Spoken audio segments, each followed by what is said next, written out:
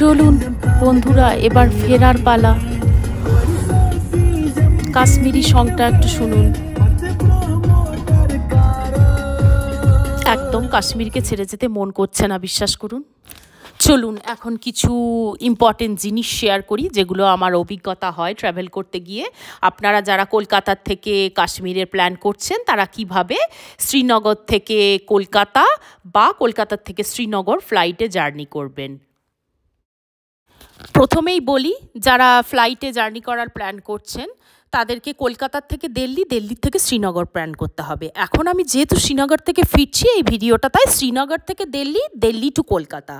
আর শ্রীনগরের এয়ারপোর্টে প্রচণ্ড রেস্ট্রিকশন আছে, ওখানে আপনি কোনো ফটো তুলতে পারবেন না, সেটা সুরক্ষার জন্য। শ্রীনগরের এয়ারপোর্টে দুইবার চেকিং হয়, তাই যখন আপনারা হোটেল থেকে বেরোবেন হাতে অনেকটা সময় নিয়ে বেরোবেন। এই ইম্পর্টেন্ট জিনিসটাই আপনাদের সাথে শেয়ার করার ছিল। চেকিংটা একটু বেশি হয় সুরক্ষার জন্য, এটা আমরা সবাই জানি। আর এখন আমি ফ্লাইট থেকে আপনাদেরকে এই অপূর্ব সুন্দর ভূস্বর্গের কিছু সৌন্দর্য দেখাচ্ছি, সেগুলো দেখুন। আর সাথে সাথে আমি কিছু ইম্পর্টেন্ট জিনিসও শেয়ার করে যাচ্ছি আপনাদের সুবিধার জন্য। শ্রীনগর এয়ারপোর্ট থেকে দিল্লি এয়ারপোর্টের ফ্লাইটে প্রায় সময় লাগে 1 ঘন্টা 30 মিনিটের মতো। আমরা প্রায় দিল্লি পৌঁছেই গেছি। দিল্লি সিটিটা দেখতেই পাচ্ছেন এয়ার ভিউটা ফ্লাইট থেকে।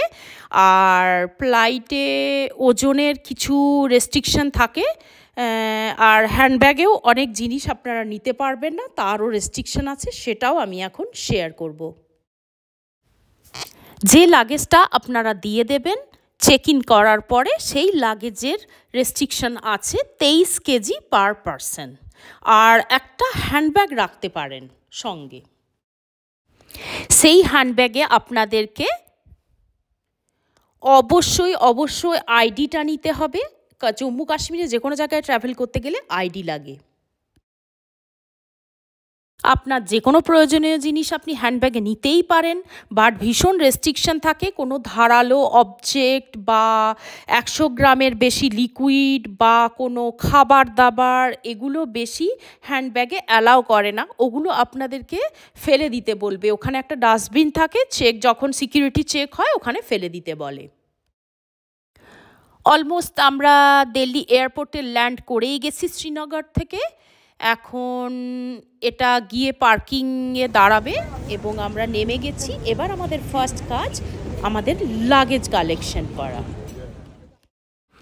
কত নাম্বার বেল্টে আসবে আপনার লাগেজটা সেটা ফ্লাইটে অ্যানাউন্স করে দেওয়া হয়, তাছাড়াও আপনি নিচে নেমে জিজ্ঞেস করলেও পাবেন।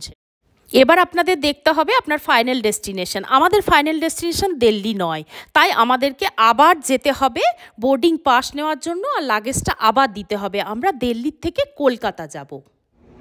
বোর্ডিং পাস পাওয়ার পর, লাগেজ দেওয়ার পর সিকিউরিটি চেক হয়ে গেলে আপনার গেট নাম্বারটা জানতে হবে। সেখানটা জেনে আপনি এসে ওয়েট করবেন আপনার নির্ধারিত টাইমে ফ্লাইটের জন্য। অনেকে যারা কখনোই ফ্লাইটে জার্নি করেননি তাদের জন্য বলছি, সিকিউরিটি চেকটা একটু ঝামেলার আছে। যেটা আপনি বোর্ডিং পাস, মানে বোর্ডিং পাস বলতে টিকিটটাকে বলা হচ্ছে। আপনি লাইনে দাঁড়ালেন, নির্ধারিত আপনার যে ফ্লাইটে বুকিং থাকবে সেখানে টিকিটটা পেয়ে যাওয়ার পর আপনি বড় লাগেজগুলো দিয়ে দিলেন। তারপর হ্যান্ড লাগেজ নিয়ে আপনার বডির পুরো চেকিং হয় আর হ্যান্ড লাগেজের চেকিং হয়, সেটাকেই বলা হয় সিকিউরিটি চেক।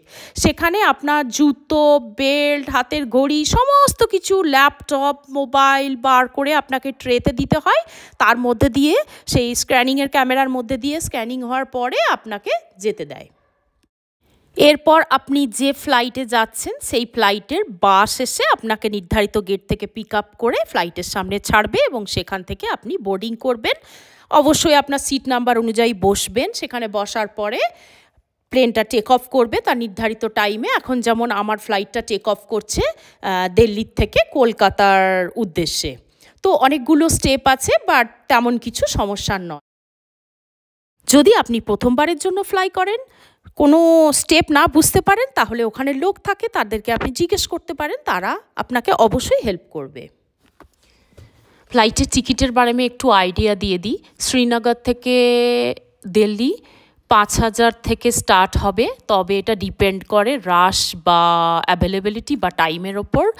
আর দিল্লি টু কলকাতাও মোটামুটি 5,000 থেকেই স্টার্ট হচ্ছে, তবে এখানে এর ওপরেও অনেক যায়। আর বিজনেস ক্লাস বা একটা ফার্স্ট ক্লাস বলেও একটা অ্যাভেলেবিলিটি থাকে, তবে ইকোনমিতে 5,000এই টিকিট পাওয়া যায়। একটু পরে তো সব কিছুই আপচা হয়ে যাবে, খালি ওই আকাশই দেখতে হবে আপনাকে, মেঘ দেখা যাবে, তখনও একটা অন্য ধরনের মজা।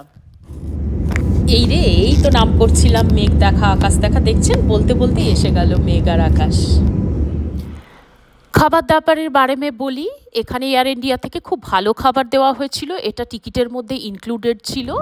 বাট বেশিরভাগ ডোমেস্টিক ফ্লাইটে ইন্ডিয়াতে খাবারগুলো আপনাকে আগের থেকে বুক করতে হয় বা কিনে নিতে হয়। খাবারটা কতটা টেস্টি হয় জানি না, বাট এতটা উঁচুতে বসে আকাশ আর মেঘ দেখতে দেখতে খাওয়াটা বেশ মজার। এই তো দেখতে পাচ্ছেন আমার প্রাণের শহর কলকাতায় আমরা অলমোস্ট পৌঁছে গেছি। খুব শীঘ্রই আমরা ল্যান্ড করব, ফ্লাইটটা ল্যান্ড করবে।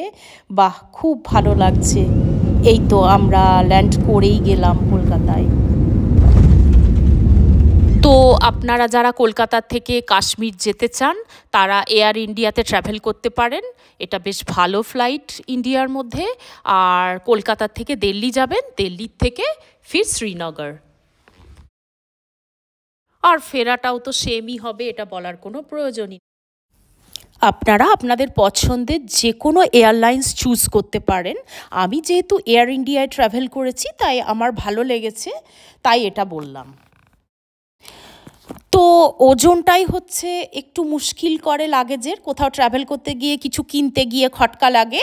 এমন নয় যে আপনি ওই ওজনই নিতে পারবেন, যদি বেশি হয়ে যায় তাহলে আপনি পয়সা দিয়েও আনতে পারেন, তার জন্য আপনাকে এক্সট্রা পয়সা পে করতে হবে, এটা আমি বলতে ভুলে গেছিলাম। আর কম হলে তো কোনো ব্যাপারই না, এটাই একটা ফ্লাইটের জার্নির অসুবিধা। বাট ফ্লাইটের জার্নির টাইমটা অনেক সেভ হয়, বা যে ওপর থেকে এয়ার ভিউটা পাওয়া যায় সেটা খুব সুন্দর হয়। লাগেজ কালেকশনের কনভেয়ার বেল্টে কিভাবে পৌঁছবেন সেটা তো আগেই বলেছি। তাছাড়া ওখানে একটা করে স্ক্রিন দেওয়া থাকে, কোন ফ্লাইট কত নম্বরের ফ্লাইটের ব্যাগেজ আসছে সেটা লেখা থাকে, সেটা ফলো করবেন। একটু ধৈর্যের দরকার হয়, আর আপনার ব্যাগ হারাবে না, আসবে ঠিকই। আপনার নিজের কাছেও একটা টিকিটের সাথে ব্যাগেজের প্রুফ থাকে। তাছাড়া কোনো কিছু প্রবলেম হলে আপনি ওখানে অথরিটি থাকে, যোগাযোগ করতে পারবেন। আশা করি আজকের ভিডিওটা আপনাদের কাজে লাগবে এবং আপনাদের কাশ্মীরের প্ল্যান অলমোস্ট তৈরি হয়ে গেছে। ফ্লাইটটা বুক করে ফেলুন জলদি জলদি, আর ট্রাভেল করুন, এক্সপিরিয়েন্স করুন। আর এটা শুধু কাশ্মীরের জন্যই নয়, যারা অন্য কোথাতেও যেতে চান বাই ফ্লাইট তাদের জন্য কিছু জেনারেল গাইডলাইন্স বলে আমার মনে হলো। Thank you so much for watching, bye by.